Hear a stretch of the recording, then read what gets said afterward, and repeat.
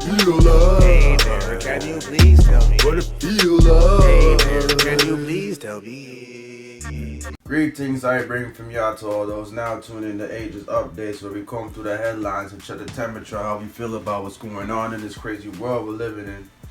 Feel free to leave a comment if you know how far it goes down them rabbit holes.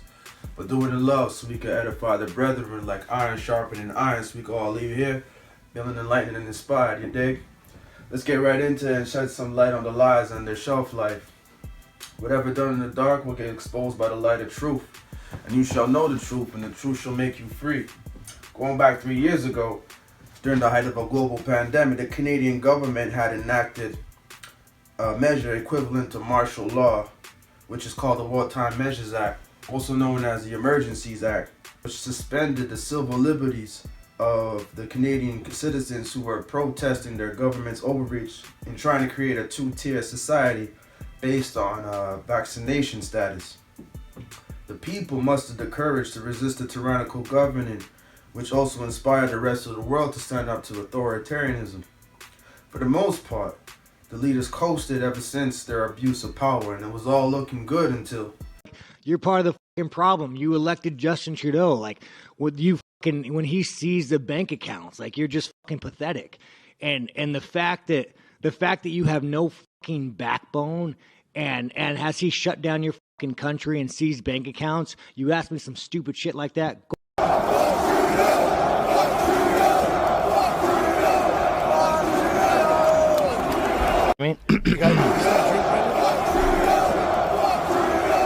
Fuck Trudeau. How's that the Just UFC? yelling fuck Trudeau. Love it. Yeah. Love it. Yeah. That guy's Canada, a piece of shit. Canada, get your shit together. Come back. Come back to what you used to be.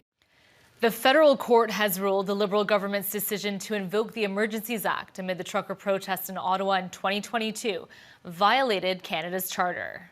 We respect very much Canada's independent judiciary.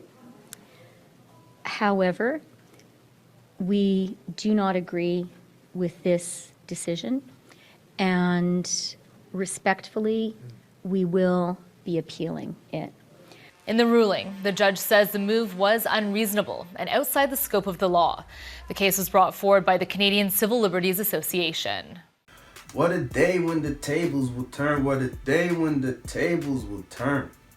As they turn, we learn that lies can backfire when the best before dates expire. For example, President Joe Biden thought he had the primary in the bag and his nomination wrapped up by telling his base that there was no one challenging him for the nomination. So he might as well make it a coronation. But the people aren't impressed with their situation to re-elect a geriatric to lead the nation. Biden's game plan was, hey, I could win the primary by the way of cancellation. But this brings a level of hypocrisy when you're at a party claiming to save democracy. RFK Jr. got hip to the rigging early, so he bailed and chose a different path to earn your vote by running as an independent. Marianne Williamson, been in the race from the beginning, but she got swept under the rug like an unwanted stepchild. And last but not least, Congressman Dean Phillips, who's getting pressured to get down or lay down from the propaganda machine, is really shedding some light on the Democratic Party and how it's not being all that democratic. I'm only doing this to defeat Donald Trump.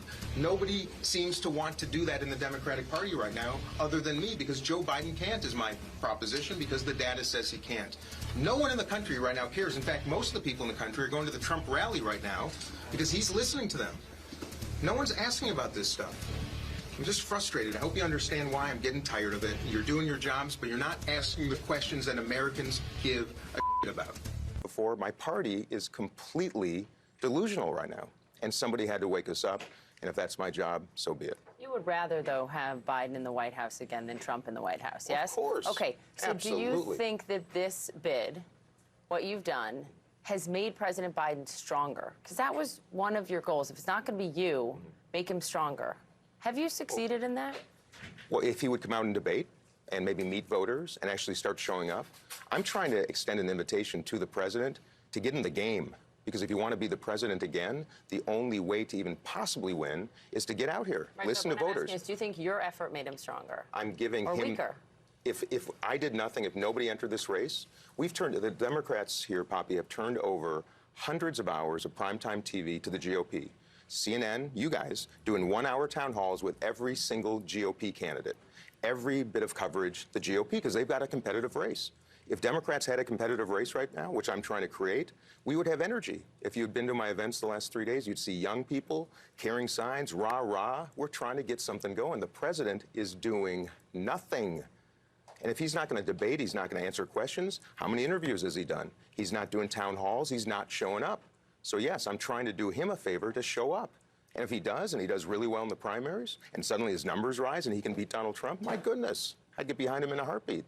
But get in the game. This isn't the practice of democracy that I really am trying to impress upon Democrats, that we should not have a coronation, we should have a competition. And I hope you're telling people also the truth that my party is suppressing voters here. You know this, I hope.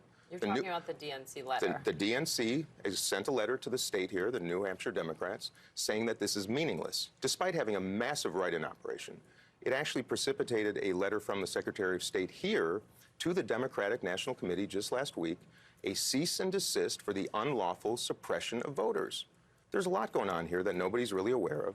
And I'm trying to call attention to the truth. I wish other candidates were participating. Sir. That call is still wide open. The water's warm. But what about democracy? Is Biden's policies resonating with the people? Are they really outside freezing and cheering for 4 more years? Well, if you don't vote for me, then you ain't black. Be a hit this time around when the impact of his policies are causing a rift like this?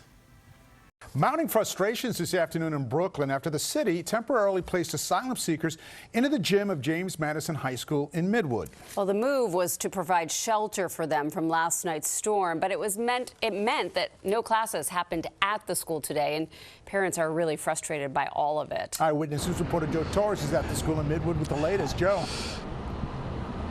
David and Lauren, the displeasure was displayed several different ways. The displeasure surrounding the mayor's decision to send those migrants from Floyd Bennett Field overnight to spend the night here in the gymnasium at James Madison High School in Midwood. That displeasure was displayed with a rally, with a bomb threat, and to some of the administrators here at the school, a few hate-filled phone calls. It wasn't students in classes, but migrants in the gym today at James Madison High School in Midwood. And that did not sit well with parents who felt the administration put the shelter needs of asylum seekers ahead of the educational needs of kids. Jamie Williams represents this part of Brooklyn in the state assembly, and her daughter is a senior at the school. Yesterday, while I was in Albany at the State of the State, my daughter called me, and that's how I found out what was happening, right? I mean, this is unfair. Because of the arriving rainstorm and high winds, city leaders on Tuesday decided to move dozens of migrants from the temporary shelters at Floyd Bennett Field, and they came here to James Madison High School. Early this morning, those migrants returned to the shelter while the students stayed at home. The principal actually decided to do remote learning. Thank you for that. That remote learning is not happening because none of the teachers show up to the link provided. Parents and local legislators organized a rally this morning in front of the school to voice their discontent with the mayor's plan. And now, with another storm on the way, they're wondering if the migrants will soon return to James Madison. I'm not at all advocating for inhumane treatment of the less fortunate, but the excuses for having enough money to fund multiple wars and like a reflex bailout banks that are crashing, but you gotta take from the have-nots of the taxpayers to accommodate the have even less of asylum seekers. Doesn't seem to add up with the math for priorities. Is it really sweet outside, or are they gonna just keep lying to me?